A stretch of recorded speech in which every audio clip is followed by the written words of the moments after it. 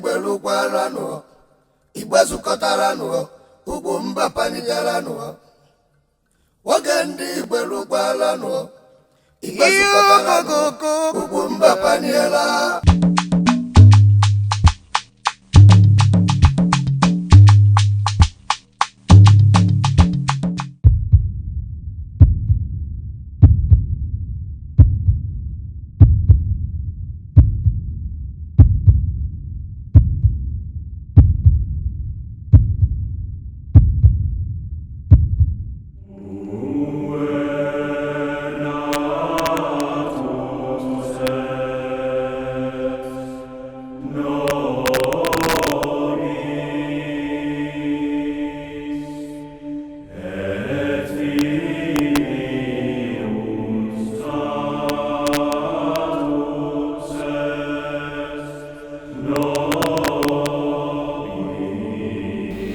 Nke a bụ mmemme ụmụ ndị enyi ikwu na ibe ndị ọhaneze ji na-ezukọta ọnụ isi Ezenwa na je nke ọma.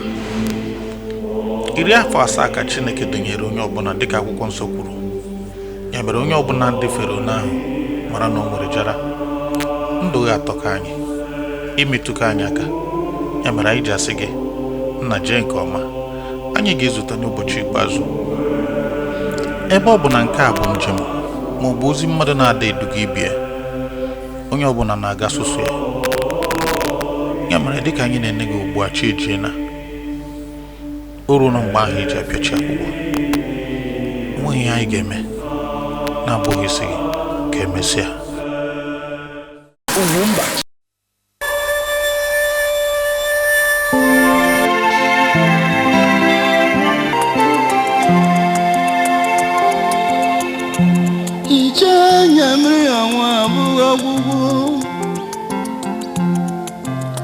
Canere durani repulita Amu biho me Onye kere no ya kere amu Onye sinobu ya karịrị amu Abu no onye kara mosu oga morere Onye rawarere wano onye kwere ekwe nwere olileanya.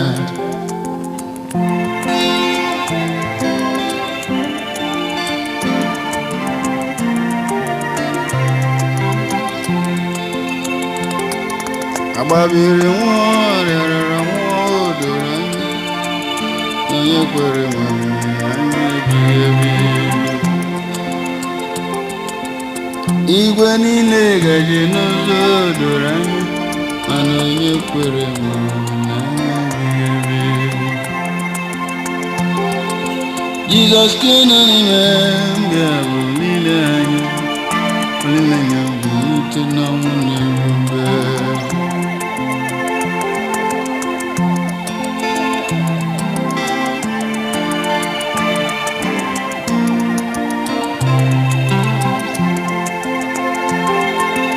Ịgbaba n'ime Kraịst ya bụ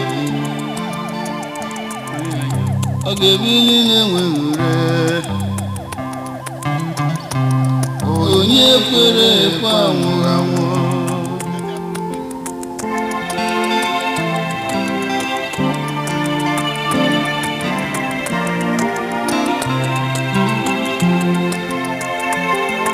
Ma ọ gabiri nwa mụrịarara nwa o doro anya, onye kwere nwere olileanya eluigwe. Jesus kena n'ime mbịa olileanya.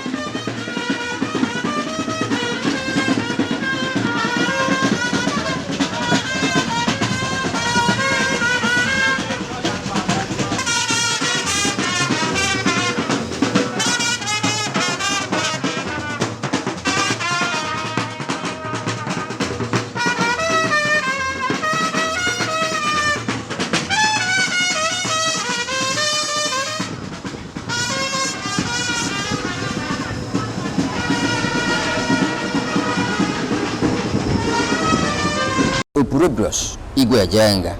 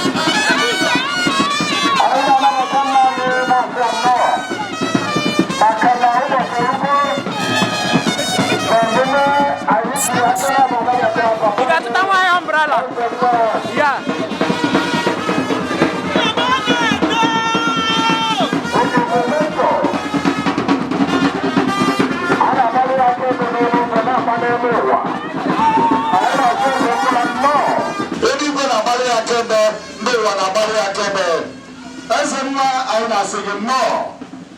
Niko na batali kene buga aina na matena kanabo. Na say no. You are indeed a father.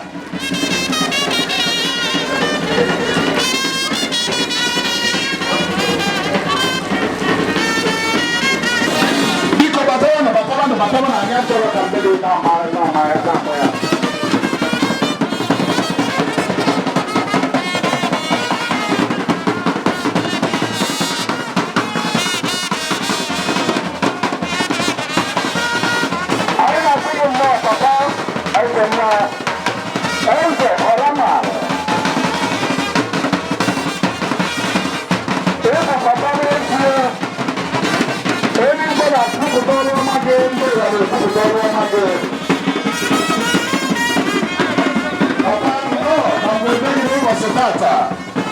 Aina sigi no. Nekenege no lo mage, nekenege no ibedu chiche. Imelo. Nenu kuku na panafomene. Aina kenege.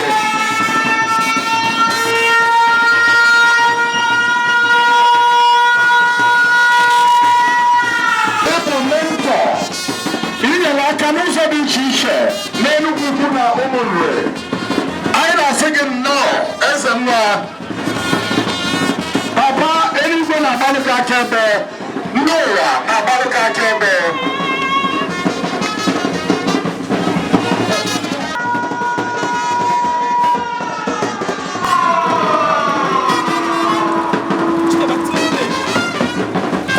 Aina na matagi ene nukulisha nane Ezenwa. Papa, no. Obusobo mwe nekene manaka siebe. Ezenwa no so police.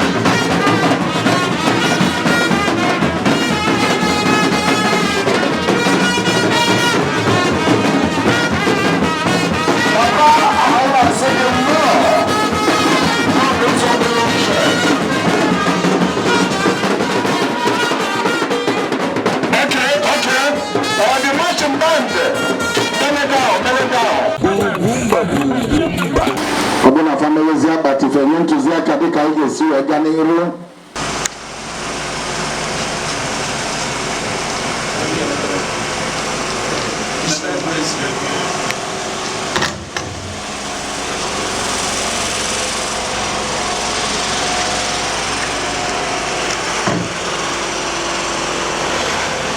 Onye nwanyị nọnyere unu.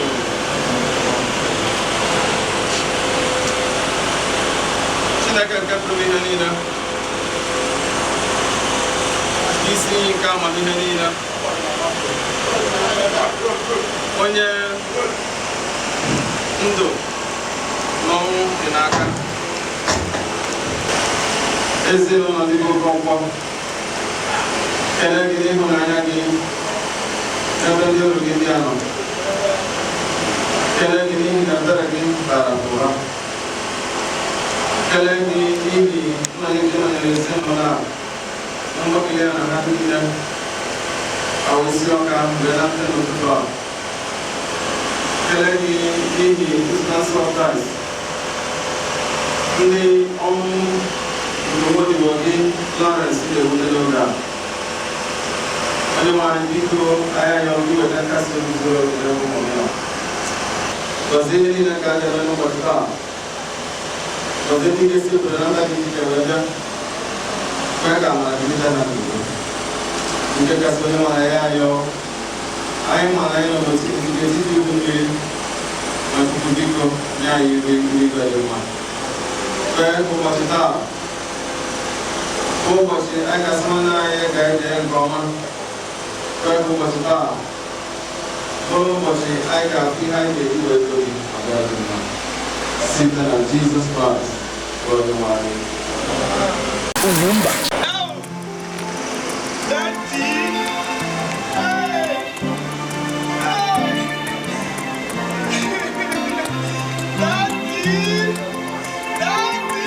Mogabiri nwa morere nwa doro anya na onye kwere nwere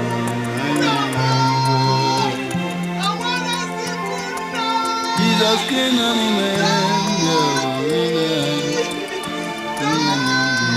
n'ọnwụ na-ebube.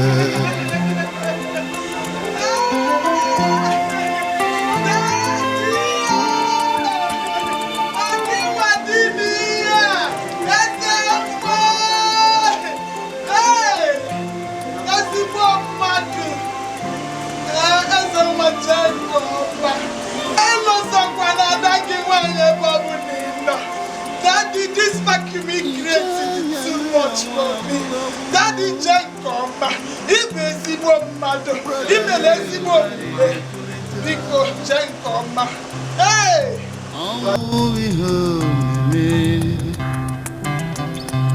Onye kere ndụ ya kere ọnwụ, onye si n'ọbụ ya karịrị ọnwụ. Ọ bụ na onye tara amoosu ọ ga-anwụrịrị. O nyere ọnwa lele n'ụwa n'ụwa, ma onye kwere ekwe nwere olileanya.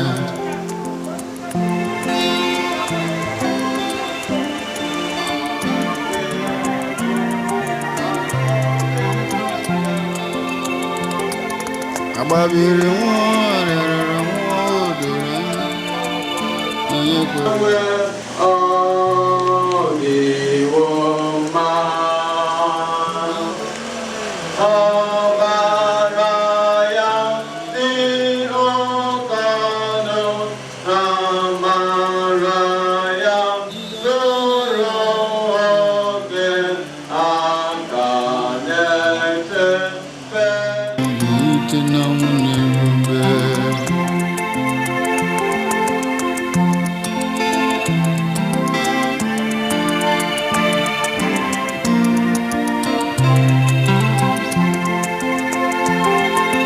Ịgbaba n'ime Kraịst ya bụ olileanya mbilite n'ọnwụ na ebube. UGWUMBA.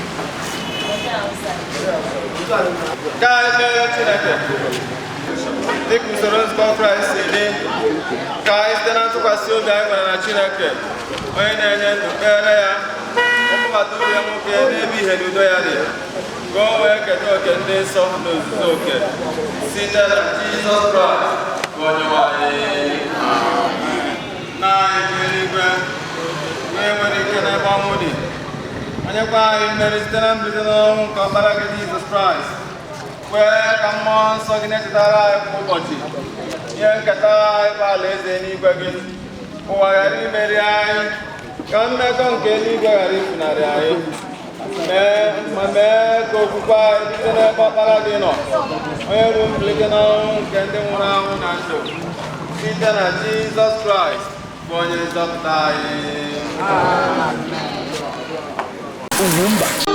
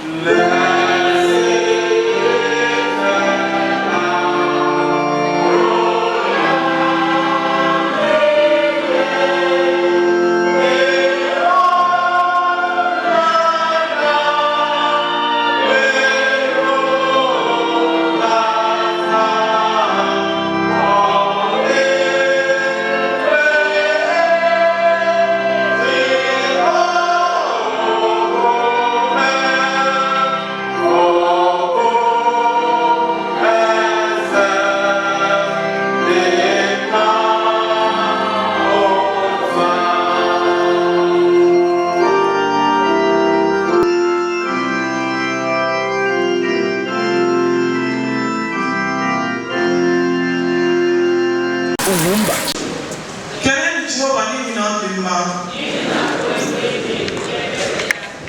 I'm going to read from 2 Timothy 4:1-8. I charge thee therefore before God and the Lord Jesus Christ, who shall judge the quick and the dead at his appearing and his kingdom. Preach the word. Be instant in season, out of season, reprove, rebuke, exhort with all long suffering and doctrine.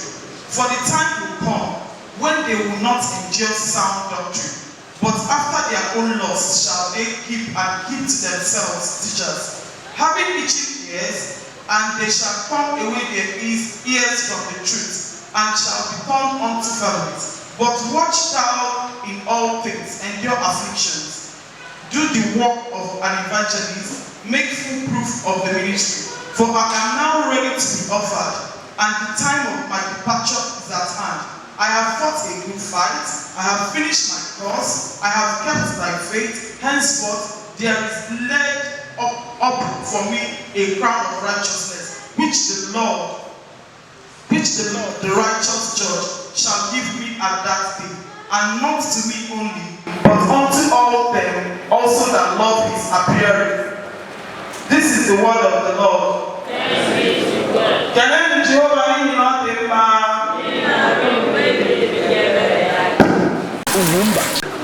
Jehovah present. Jehovah present.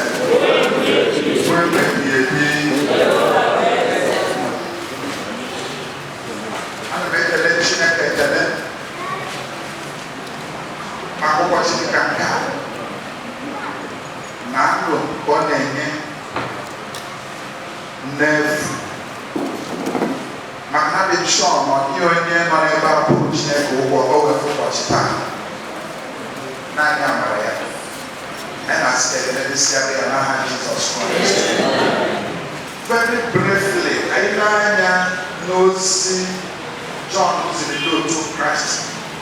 1 John chapter 1.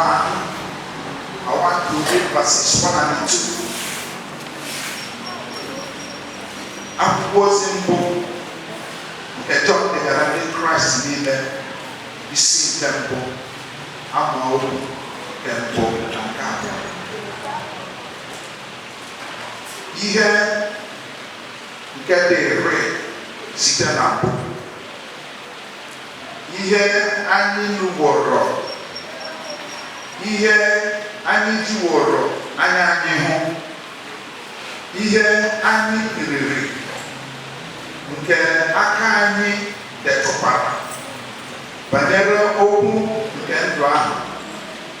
Emekwara ka ndụ ahụ pụta ihe.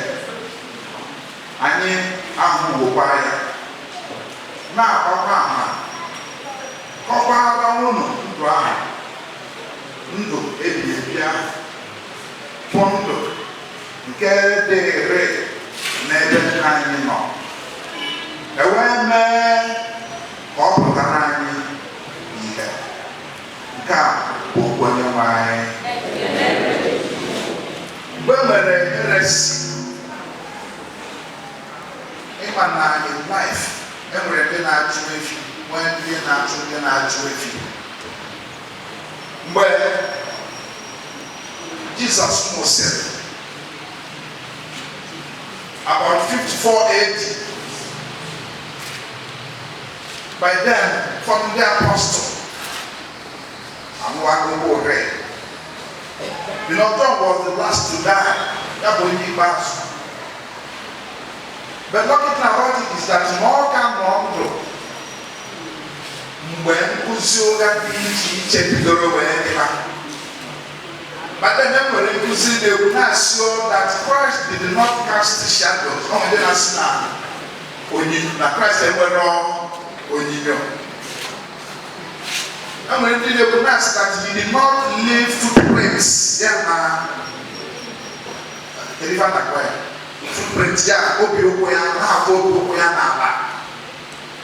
So those heretic teachings were prevailing, and that prompted John to write.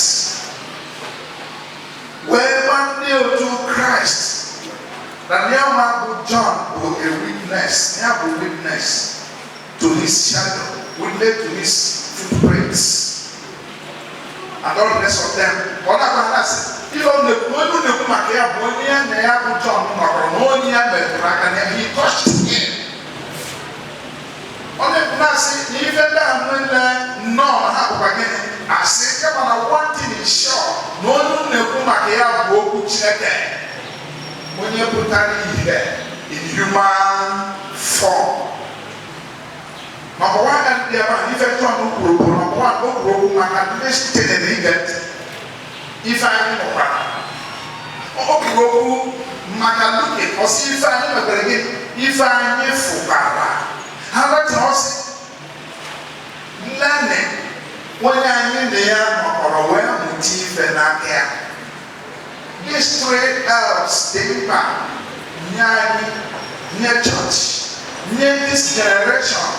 Nala just liberals, a generation nala just to heretic preachers and teachings. No wonder Christ, when he was here with us, when they defended Buru, when I presented money, I presented my answer, and that is why we were listening to this word.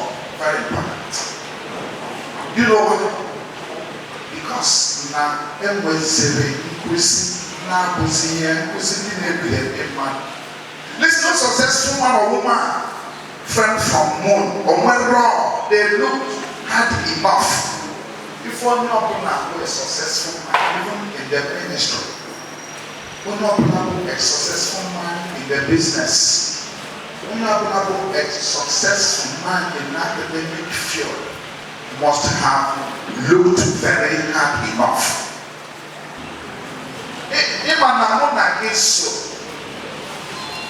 Now, they witness the last days before the rapture. Fair when there is someone like this and the last set of people.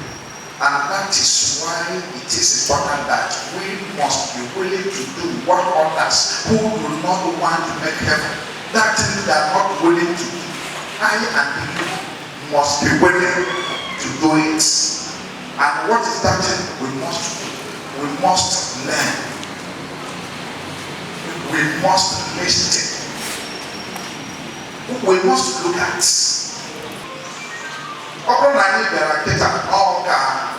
How the routine of the church is very dependent. Without learning something from the dead. That means we are wide aware of our times. Man, I live from okay. Oh, you marry something, then dinner into one year dinner. What's now like you get that? And no, when something dinner there, I accept by this one. I don't accept this one. No, but I want that. When we look at him, his courage. They marry off man. Like when I here, I think 1999 to 2002. We felt more than that for you. And his courage attached me more. So, what are you learning these days? Even in your school, what are you learning? In the church, what are you learning? What are you listening to? And that's why St. John, we must be very careful in these last days. Listen, whatever you might have learned must contribute either positively or negatively to your life. And I encourage us to listen. Look around you. Learn something. There's someone around you. You can change your destiny if you dare look. If you dare listen. And if you dare learn from your surrounding, from the world around you, from what the church is saying, what the church, especially what the Anglican church is saying these days. We must listen, we must look at the church, we must learn from what the church is saying. That's the floor of what they're learning. Mana, get up, go again. Aqua and neighbor, where you tell us, I can do Jesus. When you're going to do one, you're not singing again. Yeah, come and learn from me. For you to grow with me everlastingly. UGWUMBA.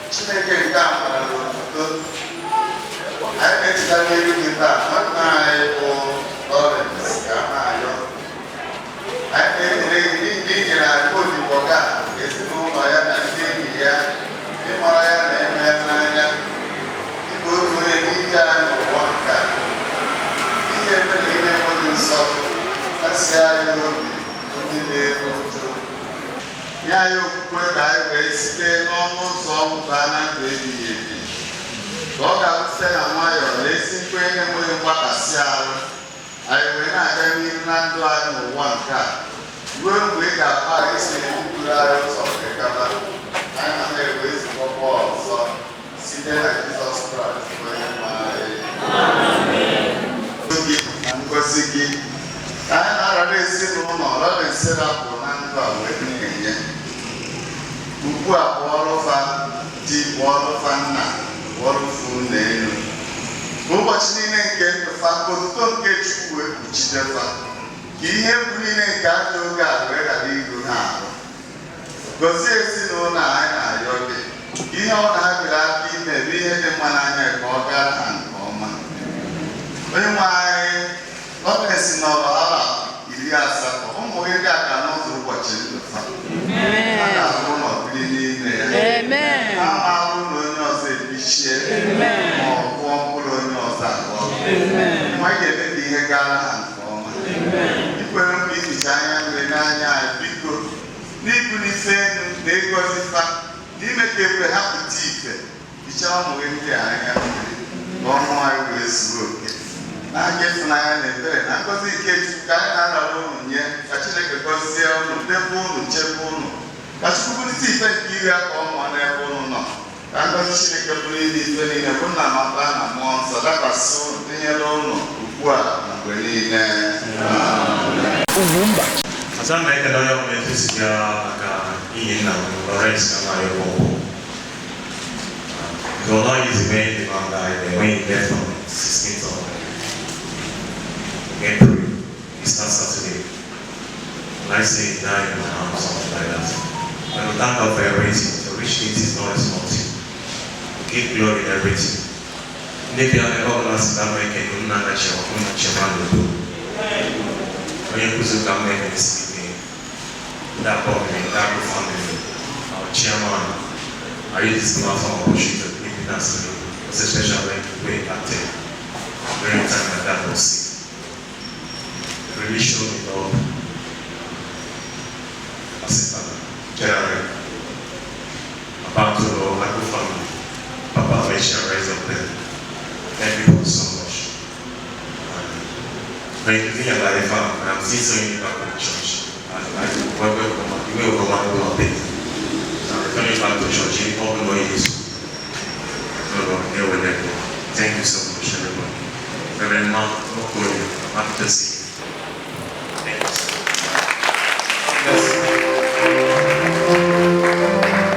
Upurubios, IGBOMOVIES.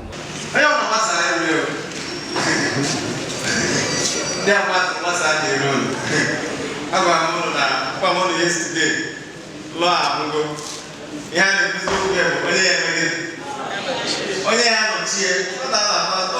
visit because I've had so many testimony about this man. He was decent. He was honest. And the people now capitalizing on his honesty when they make with man, yes, or maybe or see me on the negative. So, to me, my wife yesterday know they are celebrating his life, and his life is worth celebrating. So, I'm going to do many days today. Man, never, never lie better. And all I can never lie better now. UGWUMBA.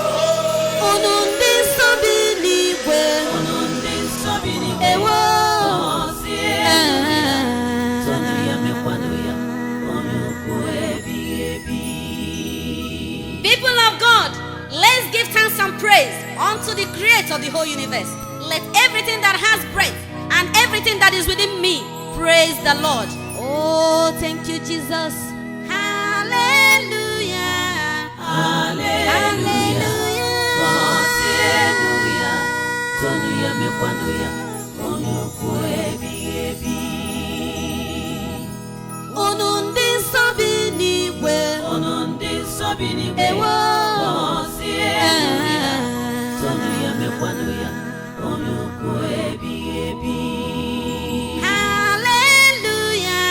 Wave your hands unto the Lord, everybody now. Let's praise Him. He's worthy of our praise. Thank you, Jesus. Jesus, you are worthy of Opurobios, IGBOWOOD.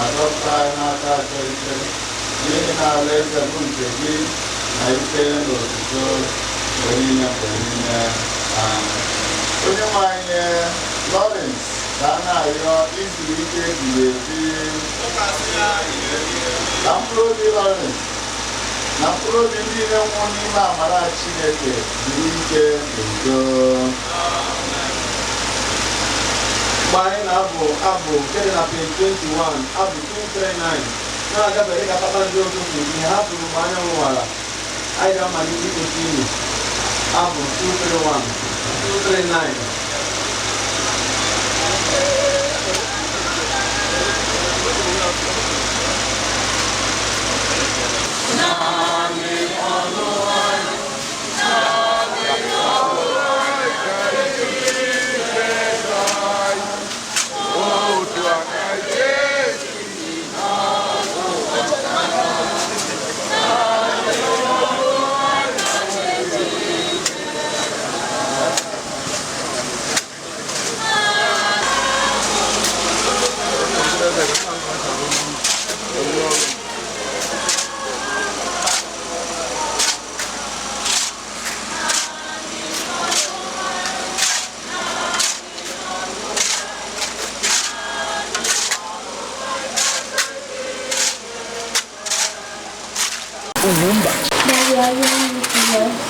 I pray you enjoy and love every night you say to me.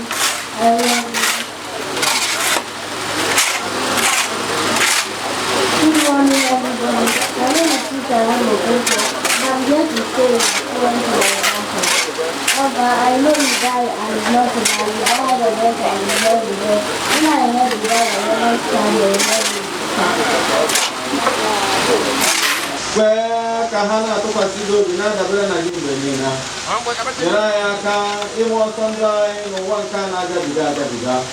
Satan and Jesus Christ, Bonoy, Tinakudo, when America Jesus Christ, no being, when was Nato, Tenobaro Mando, Mer Kunuzro, and Nilo Zalo near Nimutea, Yalo Anima, the Yeni, Kenya, Zimanaya. Kango zin kekne ke kaplu mi hanina bonna n'ọbara na mmụọ nsọ ka ọ dị n'etiti unu nyekwara unu ugbu a na mgbe niile.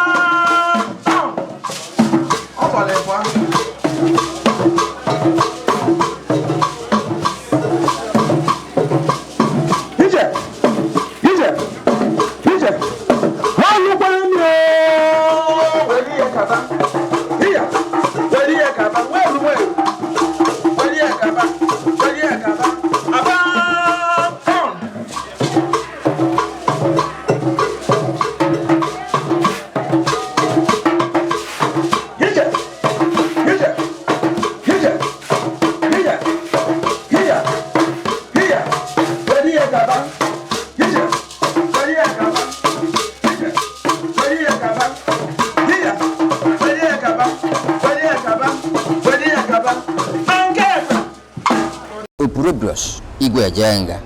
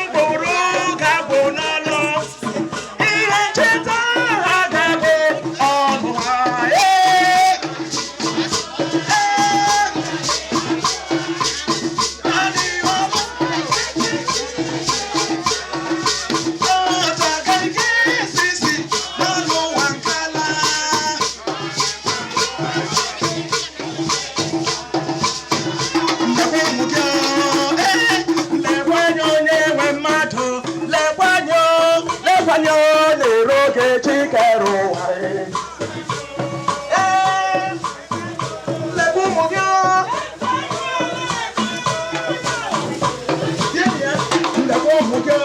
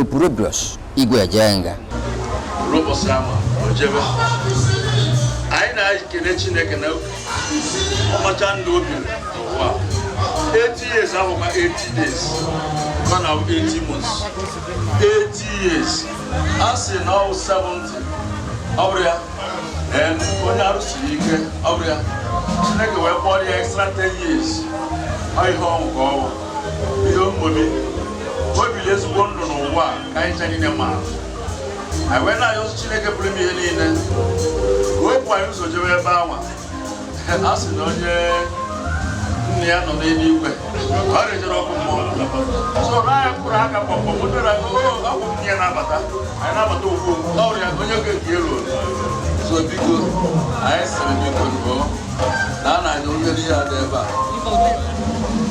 a ya ji wesị ka anyị gasị ụmụnne m n'ebe ofesi abụrụ ka anyị esikọwazi akọwazi na ndị be anyị si n'aka ekpe na ụlọ ọrụ bụrụ nwanne bụrụ agbata obi bụrụ enyi bụrụ ikwu bụrụ ibe anyị kelee unu na ije unu ji ọba anyị maka anya mmiri anyị bụ n'anya anyị chene ka o mere ichetalụ kwanyere mba anyị ugwu, kwanyere Igbo ugwu.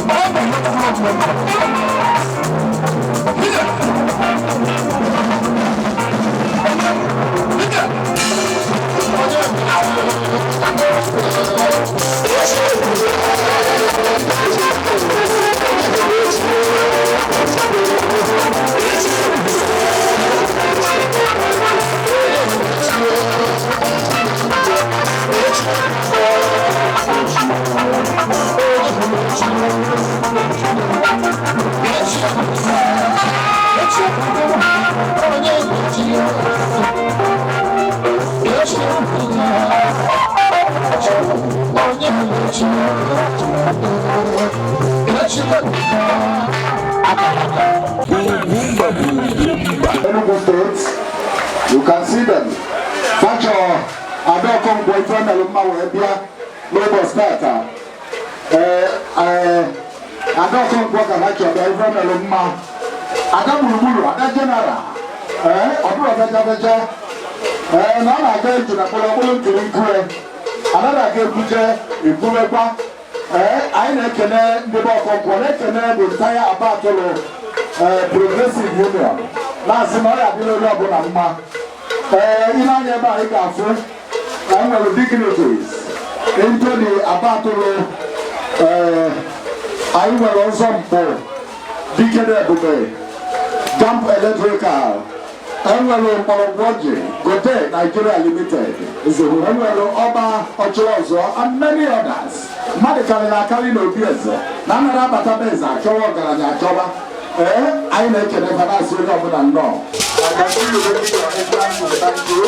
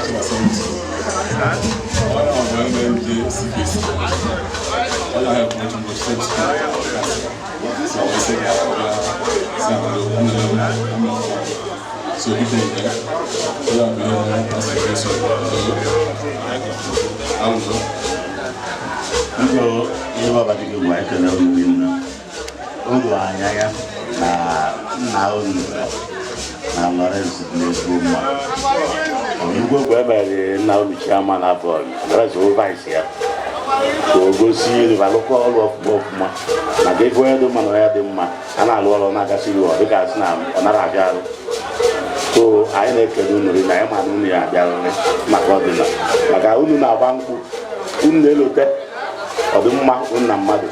anyị na-ekele ndị alụ. Thank you very much. The blessed family of OKONKWO, Amazulu OKONKWO, Igbo. Chukwu gozie unu na ọgọziwekwe. Ọ ga-aga na-agọzikwe na-aga n'afa Jizọs. Amen.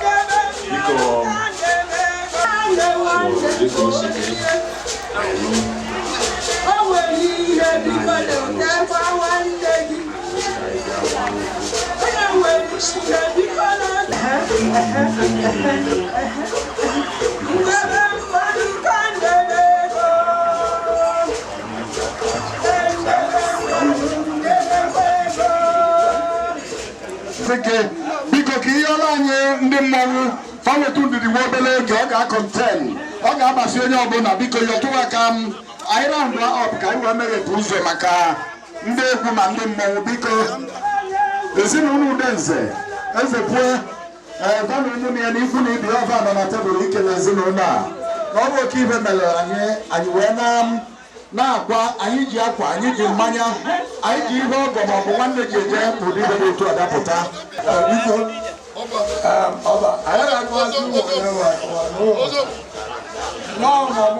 nwụrụ tọrọ nne m gbaa na ebe ahụ kwube m oke ịnwa ya na-abịa igwe akwa esi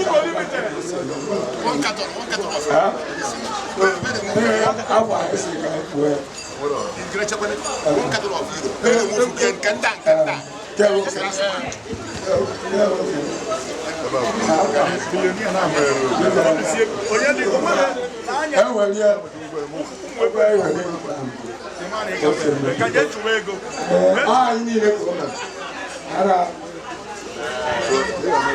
Igirima na enwe gina dibo OKONKWO relation ya gina ba kwa marinda kana mu ara ko wa that relationship ana ma no through never use ya we so dakwa makana be ebu ozu never ma ba kwa ya o ma ga ebu so ama ya ya mgbe ike gbo lo ama ga bịa ga menye oke n'ọrụ ogwu ọrụ bịa nke n'ọrụ maka ihe igwe yi oke so ọgụ ọbịa na nke n'ọrụ so na gịnị abịa mma ka anyị na-ekele unu maka na ụzọ na-aga mmadụ nwụrụ ha oruzọzịa mana onye uwe ezigbo mmadụ adịghị rụzọ onye na-adị na mma ka ọ nwụ so adịghị egrete nọ alụ ndị ọzọ anyị ife efe efe m n'Enugu steeti ọrịa dị mmanwụ wee na-abata ọrịa chukwu egwu dị iche iche igwe efe efe m mana achọpụta egwu ihe enye ego nwayọ bikonu ndị mmanwụ nwayọ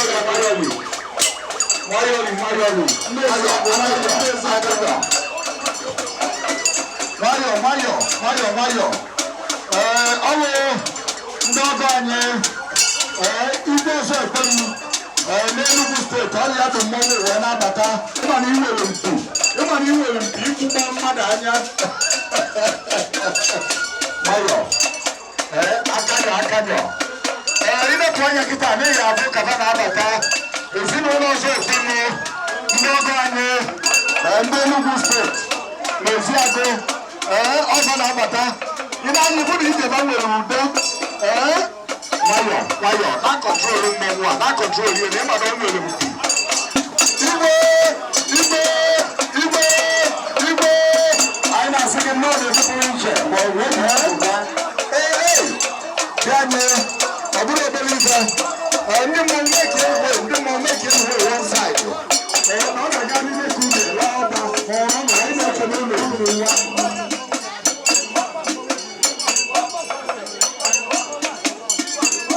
I want to thank you in a special way for being part of us. God bless you, sir.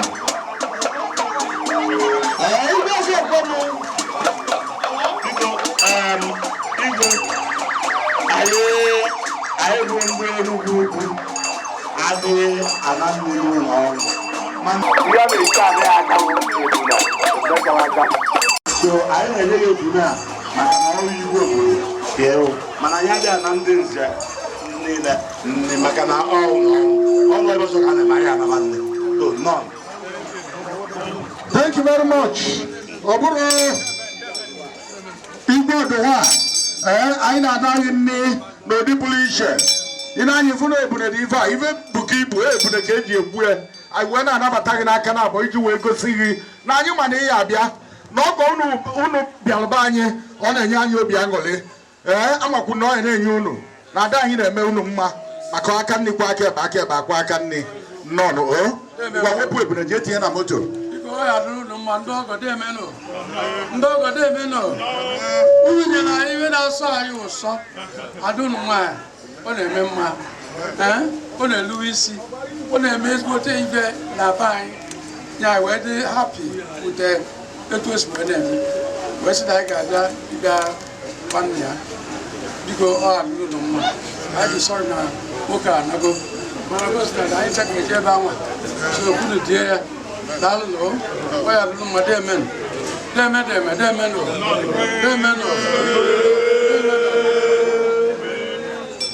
so and anyị makwu na gị na ọgọ nwoke ọ bụ na ị na-anọsi dị ebe atụrụ ọnwụ ọ na-akọkwuru maka gị o nwere mgbe ịkpọ ọbara onye anyị ka anyị bịa ndị be anyị bịa abịa nwụrụ m mana before 1970 mụ na Mrs. Wade abịa be mgbe ichi igwe so na anyị aṅụrị nne na ebe anyị na-asụ unu nnọọ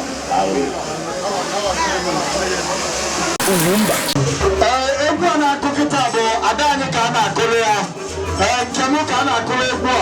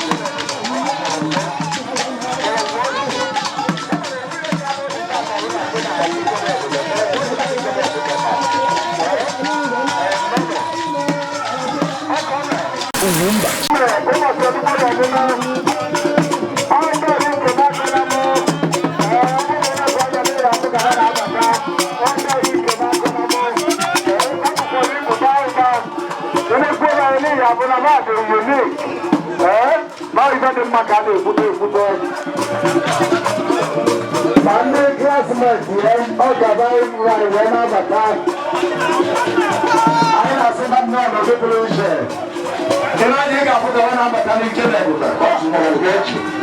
Ogwoche.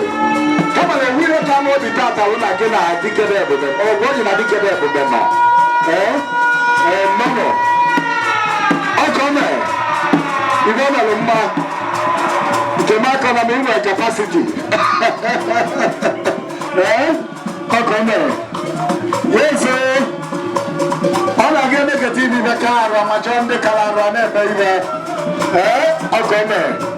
Aina sunu no. O ma si Chineke ke na Roma. Odi ka measure.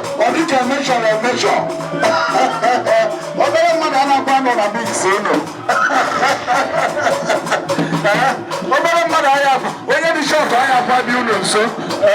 Onye ya bịa n'ihe etopu. Mama, go akwụkwọ. Ana m eche n'ụlọ nnọọ.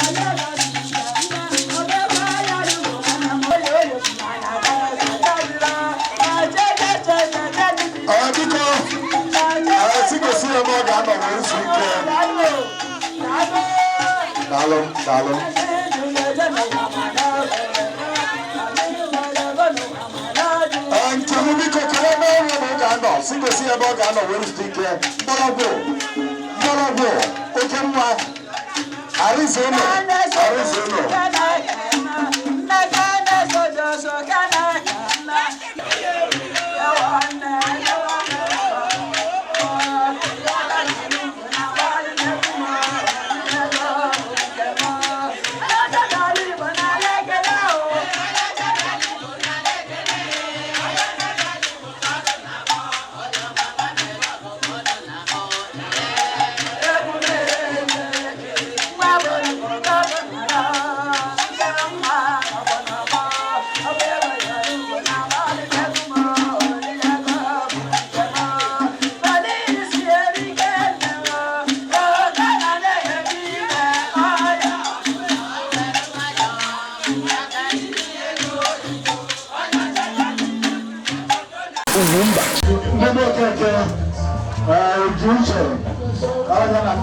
bata anyị na-asịba nnọọ anyị maara onye ọmakwere ibe ihe eme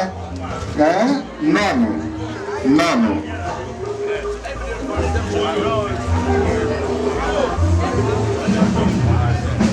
biko awọ ọgọ nwoke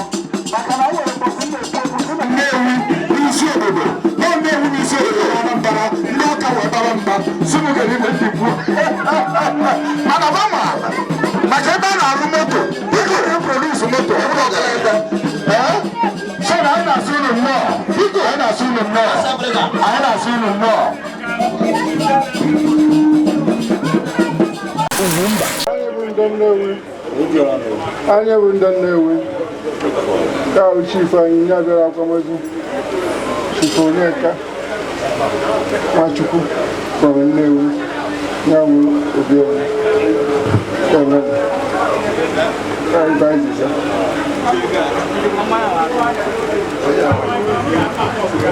biko ndị ọgọ anyị na-ekene unu rinna maka na anyị ma na unu ya abịa maka na ọ gọrọ ezi mmiri ọrụ ezi nkụ ezi mmiri adịghị echi echi mgbe gboo kịta agụ ezi mmiri chi ezi maka na onye ọnọgbachezi mmiri bie mana oge gboo ezi mmiri adịghị echi echi ezi nkụ na-echi echi maka ịkpata akụkọ nkwụ n'ọbịa ahazi agị ya ochere so anyị kenere unu rinna daalụ m nnọọ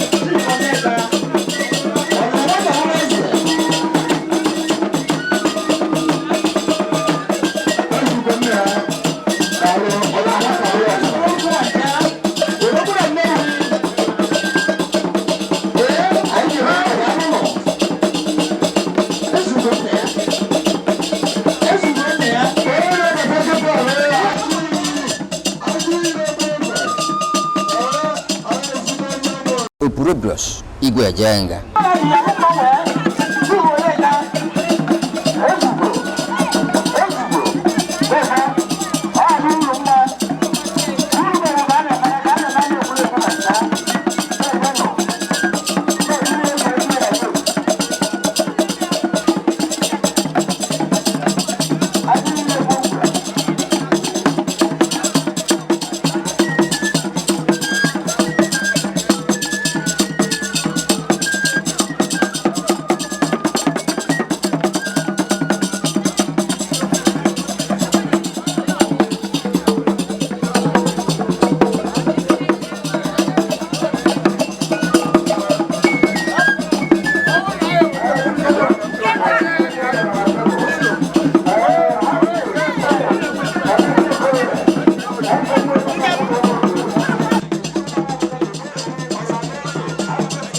kwanyere mba anyị ugwu, kwanyere Igbo ugwu.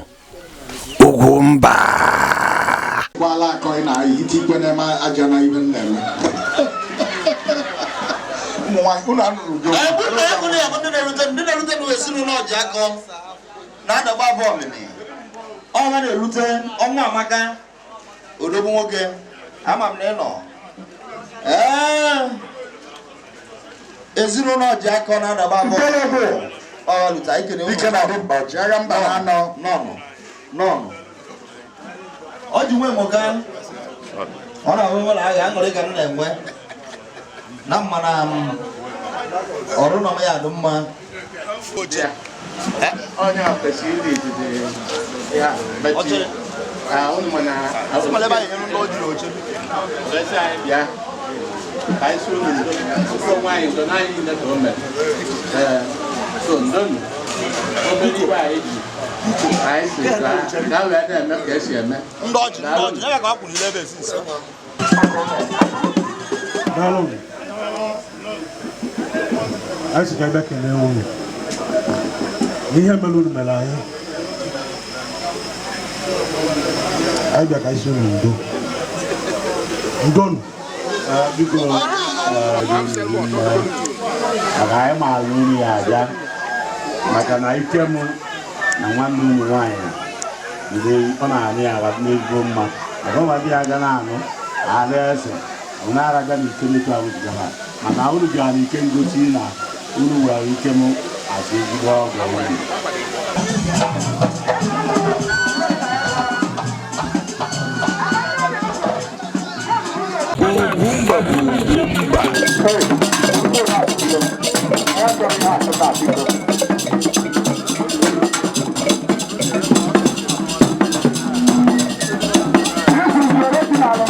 I was telling the good people of Anambra State, this is the original.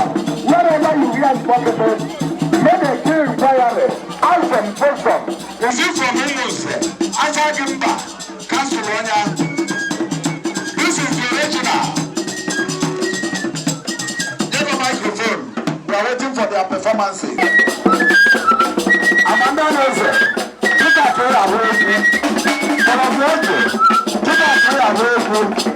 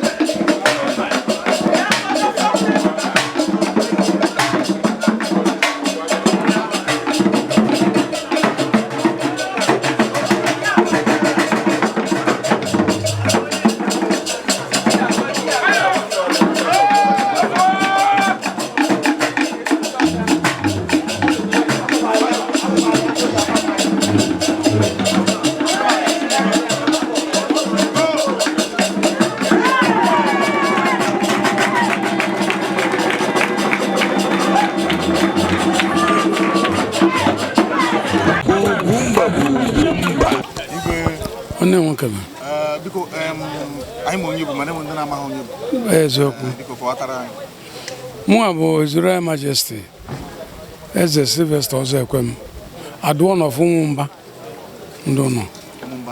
Yes. Neziago local government. Motion Emaria Amba or motion Awada boss hina. Ezo. Iyo buna pupa ni no bie. Biko gin pu bie ba. Ibe buru mbie ba no abo ogo. Onwe nwa na ebe anu ha bia nuta. Obu nwa nwoke. Bo afa mefuna. Ozo ekwem. Kwezi na afro ye na ga ebi. Obule ebe ka ofu. Ka jesi ike. UGWUMBA. Ande dalo. Makanya le fira dito kana yo. Prince Ada Lawrence my idea here. So I'm not clear.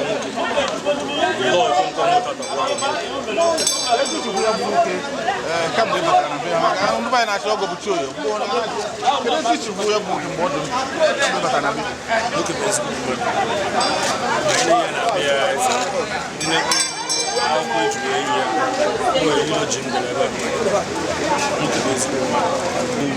this woman, all facets.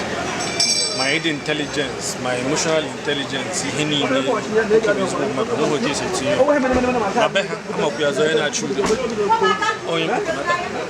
no, no, talk to me.